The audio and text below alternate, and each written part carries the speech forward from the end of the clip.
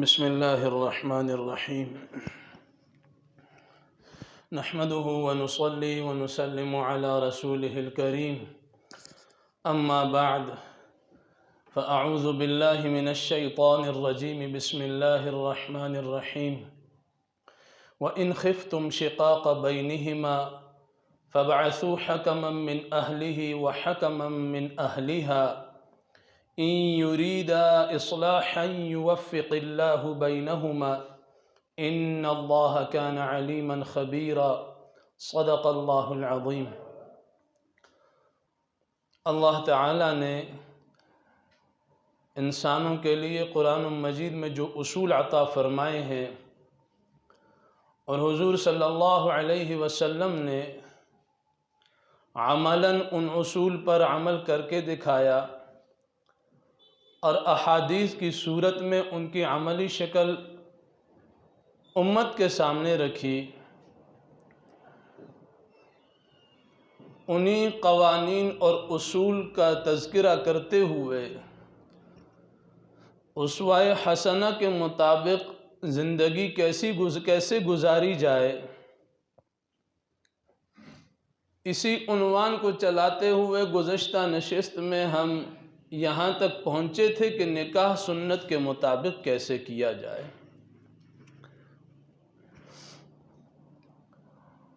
گزشتہ نشست میں ایک بات آخر میں رہ گئی تھی،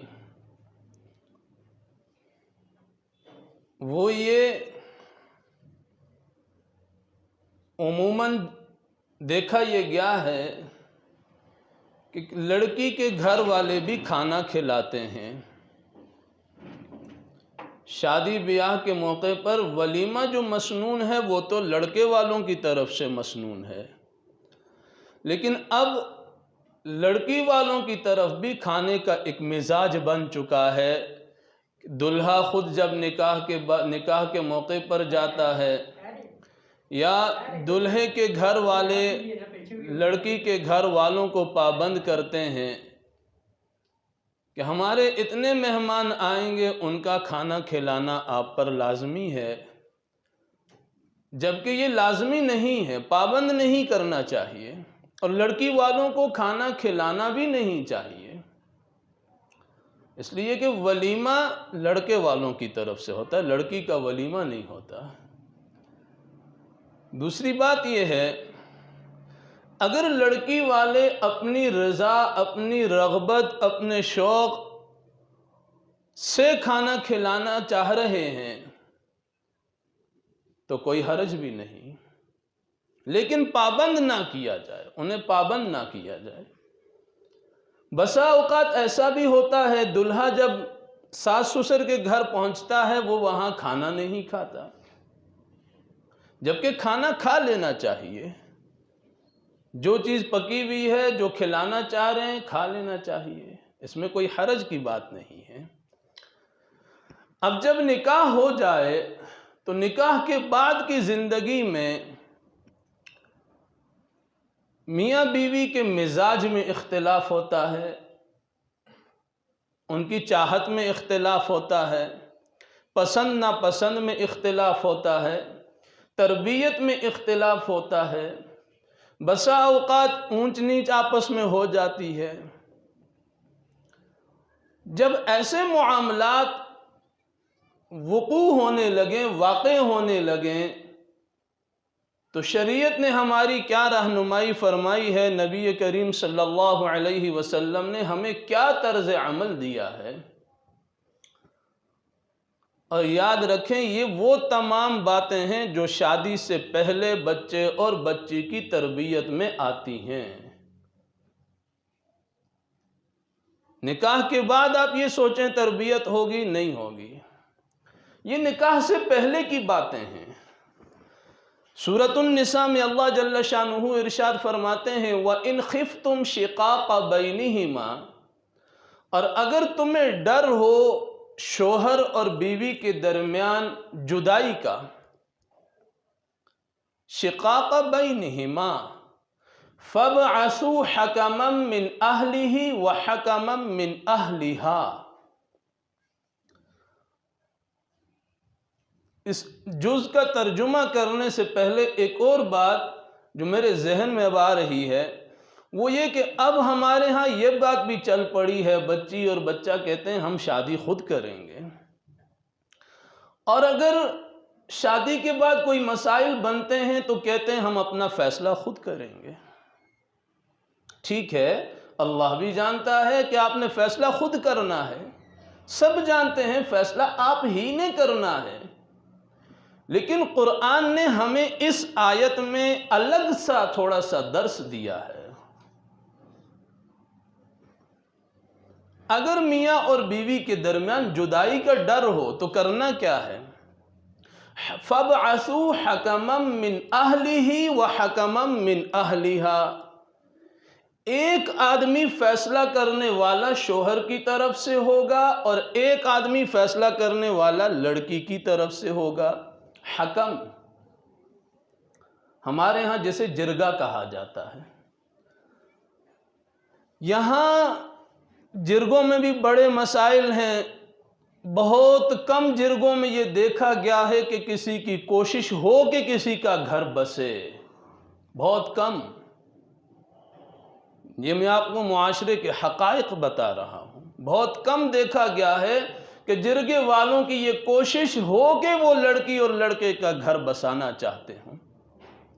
اس لیے کہ ہمارے ہاں جرگے میں جو لوگ ہوتے ہیں وہ کن صفات کے حامل، ہم کیسے لوگوں کو جرگے والا سمجھتے ہیں؟ نمبر ایک، جو بہت زیادہ باتیں کرنے میں ماہر ہو۔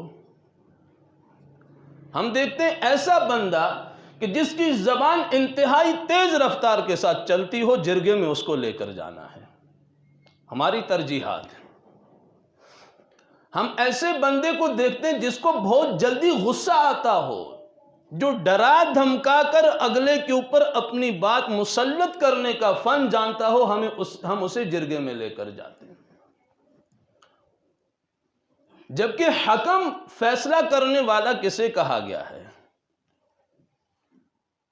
جرگے میں فیصلہ کرنے والے کی اہلیت کیا ہونی چاہیے؟ نمبر ایک، بردبار ہو، تحمل مزاج ہو، اس کے اندر برداشت ہو، حسن اخلاق ہو، ٹھنڈے مزاج والا ہو، باتوں کو بگاڑنے والا نہیں بلکہ باتوں کو بنانے والا ہو، گھروں کو اجاڑنے والا نہیں بلکہ گھروں کو بسانے والا ہو۔ ایک چیز اور ذہن میں رکھیے گا کہ اس نے دنیا کے اٹھتے بیٹھتے اونچ نیچ کے حالات کو دیکھا ہوا ہو، پہلی مرتبہ جرگے میں جانے والا آدمی نہ ہو بلکہ اس سے بھی پہلے اس نے لوگوں کے گھروں کو بسایا ہو۔ یہ جرگہ کرنے والے کی اہلیت کی شرائط ہیں، حکم کی شرائط ہیں۔ قرآن کہتا ہے، اللہ جل شانہ ارشاد فرماتے ہیں، اگر تمہیں ڈر ہو کہ میاں اور بیوی میں جدائی کا ڈر پیدا ہو گیا، اب ایک آدمی فیصلہ کرنے والا شوہر کے گھر کی طرف سے ہوگا، ایک آدمی فیصلہ کرنے والا بچی کی طرف سے ہوگا۔ میں ان کی اہلیت بتا رہا ہوں کہ وہ فیصلہ کرنے والے کس قسم کے لوگ ہوں، اپنا مزاج نہیں۔ ہمارے ہاں تو اللہ معاف فرمائے، جرگے میں جو سب سے زیادہ گالیاں دیتا اس کو سب سے زیادہ شاباش ملتی ہے، بڑا اچھا کام کیا، ویل ڈن۔ اگلے کے اوپر روب جما دیا ہے، اگرچہ ہماری باتیں جھوٹی ہیں، سب کچھ ہے، لیکن تم نے بڑا تیر مارا ہے، تم واقعی شیطان کے دوست ہو۔ ہمارے ہاں اس کو شاباشی ملتی ہے۔ قرآن کیا کہتا ہے؟ جو ٹھنڈے مزاج کا ہو، مفسرین نے لکھا ہے اس لفظ حکم کے تحت تاکہ اسے غصہ نہ آئے، اگلے کی بات سن سکے۔ جو لڑکی کی طرف سے فیصلہ کرنے اس کے اندر بھی یہی مزاج ہو۔ اللہ جل شانہ مزید فرماتے ہیں، ان یریدا اصلاحا، اگر یہ دونوں آدمی لڑکے اور لڑکی کی طرف سے فیصلہ کرنے والے اگر ان دونوں کی اصلاح کرنے کی چاہت ہوگی، یوفق اللہ بینہما، اللہ تعالیٰ ان دونوں کے ساتھ اللہ کی مدد شامل حال ہو جائے گی۔ یہ ہمیں قرآن نے بتایا ہے۔ نکاح کے بعد معاملات جب بگڑ جائیں، اچھا حقیقت میں وہ باتیں چھوٹی چھوٹی ہوتی ہیں لیکن اسے بڑھا کر بہت بڑا کر دیا جاتا ہے، کیونکہ جب حتمی جرگہ ہوتا ہے نا تو اس میں مفتیان کرام کی خدمات بھی لی جاتی ہیں، انہیں بھی بٹھایا جاتا ہے۔ مثلا ڈسٹرکٹ خطیب صاحب مفتی عبدالواجد صاحب جو ہیں، وہاں تک بات چلی جاتی ہے، پھر حتمی جرگے میں وہ بیٹھے ہوتے ہیں۔ جب جرگے کے بعد ان سے پوچھا جائے نا مفتی صاحب کیا مسئلہ تھا، وہ کہتے ہیں کوئی بڑی بات نہیں تھی، چھوٹی سی بات تھی، اتنی بڑی بنا دی گئی۔ چھوٹی چھوٹی باتوں کو بڑا بنا کر گھروں کو اجاڑ دیا جاتا ہے۔ کرنا کیا ہے؟ آپ دیکھیے، تربیت کے اندر فرق ہے، مزاج کے اندر فرق ہے، پسند ناپسند کے اندر فرق ہے، اس کی چاہت کے اندر فرق ہے، دونوں کے۔ اور پھر جب یہ عدالتوں میں کیسز جاتے ہیں، بسا اوقات لڑکی چاہتی ہے مجھے خلا مل جائے، خلا لینے کے لیے چلی جاتی ہیں کورٹ میں، پوچھا جائے کیوں چاہیے، وہ کہتی ہیں ہماری انڈرسٹینڈنگ نہیں ہے۔ کبھی مرد کہہ رہا ہوتا ہے ہماری آپس میں انڈرسٹینڈنگ نہیں ہے۔ اس لفظ کا مطلب کیا ہے؟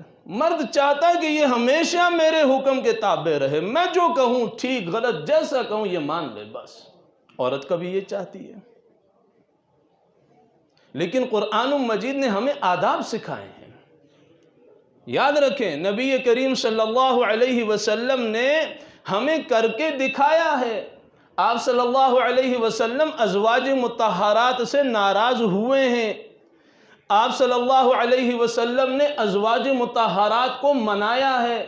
کبھی ازواج مطہرات آتی آپ صلی اللہ علیہ وسلم کو منا لیتی تھی۔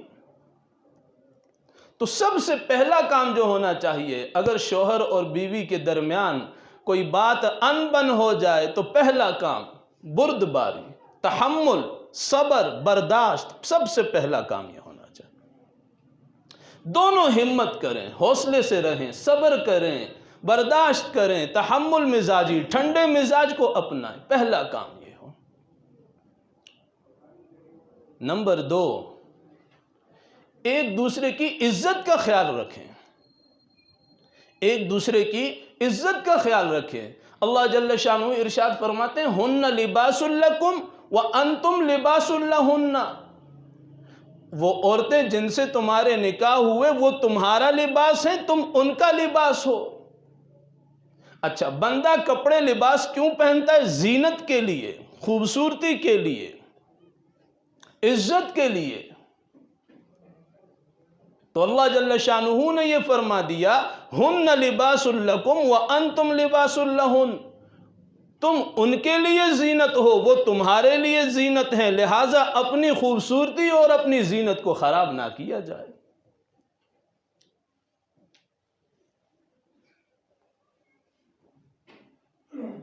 پھر مزید مفسرین کرام لکھتے ہیں، ایک حدیث اسی آیت کے جملے کے ضمن میں حدیث کا اشارہ دیتے ہوئے وہ یہ فرماتے ہیں عورت اور مرد اللہ جل شانہ نے ایک دوسرے کے لیے لباس بنایا ہے۔ اب لباس کس لیے پہنتا ہے بندہ؟ تاکہ اس کی ستر پوشی ہو، اس کا جسم چھپ جائے۔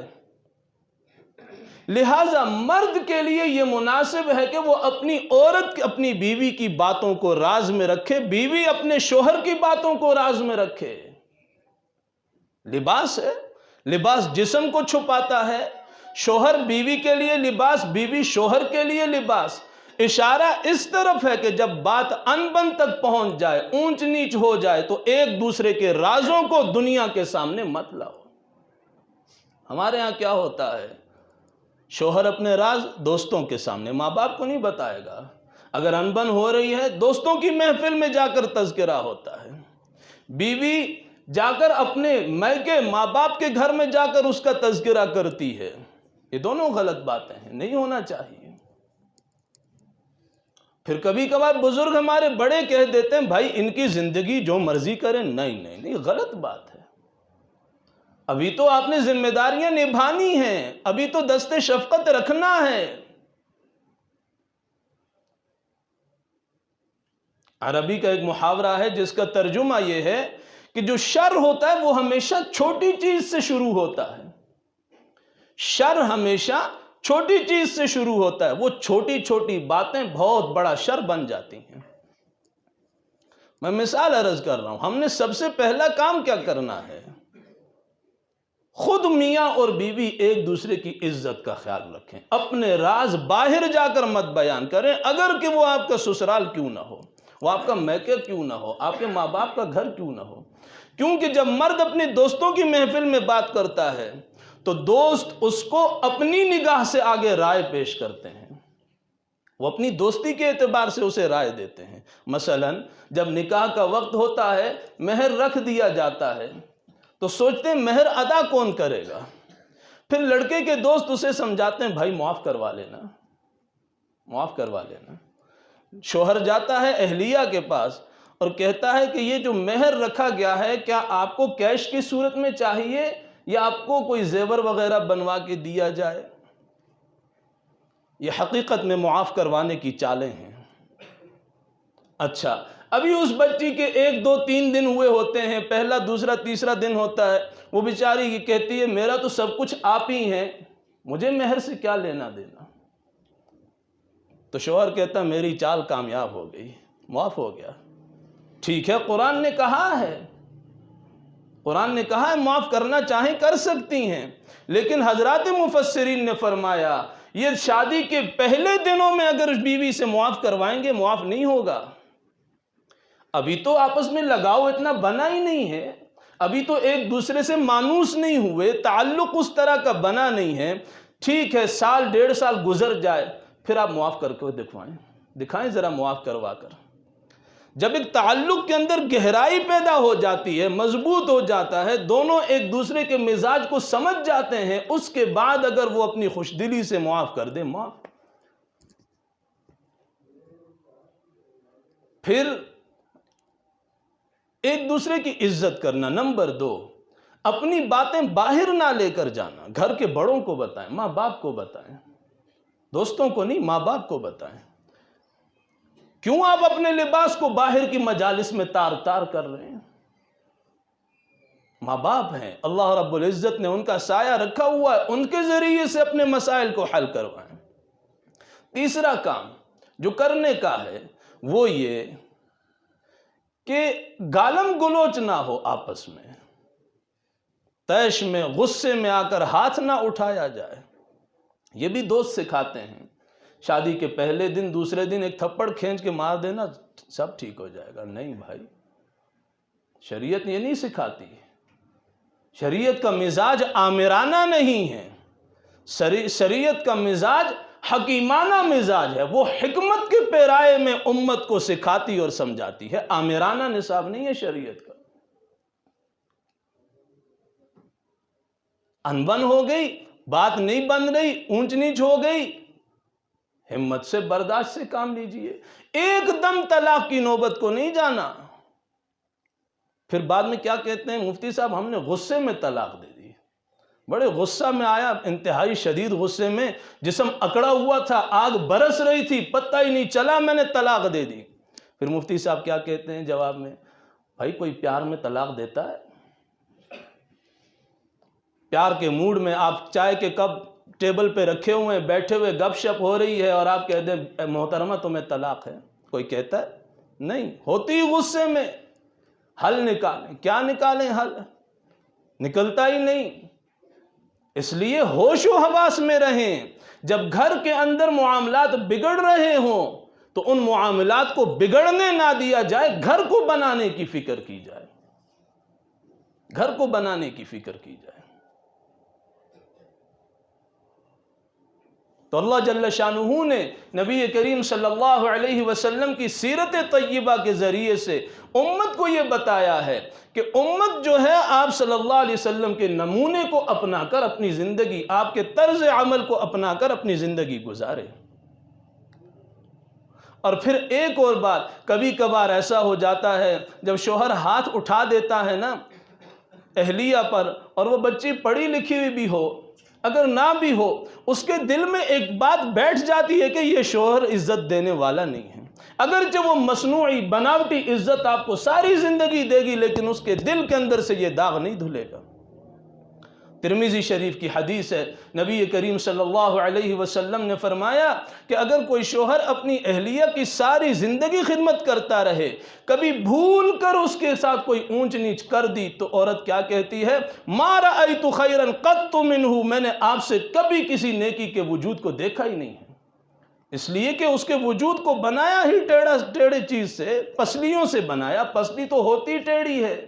اب آپ نے نکاح کے بعد ساری زندگی اس ٹیڑھے وجود کے ساتھ گزارنا ہے، اپنے بہترین رویے کے ساتھ، اپنے مسنون رویے کے ساتھ، اپنے ٹھنڈے مزاج کے ساتھ۔ اور نبی کریم صلی اللہ علیہ وسلم نے ارشاد فرمایا، حدیث قدسی ہے، حدیث قدسی کہا جاتا ہے وہ بات جو اللہ جل شانہ نے نبی سے فرمائی اور نبی آگے امت سے فرمائے۔ فرمایا اللہ جل شانہ ارشاد فرماتے ہیں، میں نے رشتہ داری کو لفظ رحمان سے پیدا کیا ہے، میں نے رشتہ داری کو لفظ رحمان سے پیدا کیا ہے۔ فمن وصلہ وصلہ اللہ، جو رشتوں کو جوڑے گا اللہ اسے جوڑیں گے۔ ومن قطعہ بتتہ اللہ، اور جو رشتوں کو توڑے گا اللہ اس کے ٹکڑے ٹکڑے کر کے رکھ دیں گے۔ اس لیے معاشرے کے اندر رشتوں کو جوڑنے کی فکر کو عام کیجئے، رشتوں کو توڑنے کی نہیں۔ ہاں، بڑا مہنگا کام، بہت مشکل کام، برداشت کا کام ہے۔ بڑے کبھی کبھی اس چیز سے پیچھے ہٹ جاتے ہیں، یار ہم نے ان کے کاموں میں پڑھنا ہی نہیں۔ بھائی آپ نے نہیں پڑھنا، باہر تیسرے گھر کے لوگ آئیں گے، تیسرے محلے کے لوگ آئیں گے، آپ بیچ میں نہیں پڑھیں گے، گھر تباہ ہو جائے گا۔ قرآن تو آپ سے کہہ رہا ہے، حکما من اہلہا و حکما من اہلہ، حکما من اہلہ، شوہر کی طرف سے بڑا آئے، و حکما من اہلہا، عورت کی طرف سے بڑا آئے۔ لیکن جب بڑے ہاتھ رکھ کے بیٹھ جاتے ہیں پھر گھر اجڑ جاتے ہیں۔ لہٰذا رشتوں کو جوڑیے، توڑیے نہیں۔ اللہ جل شانہ ہمیں گھروں کو جوڑنے کی فکر عطا فرمائے۔ وآخر دعوانا ان الحمد للہ رب العالمین۔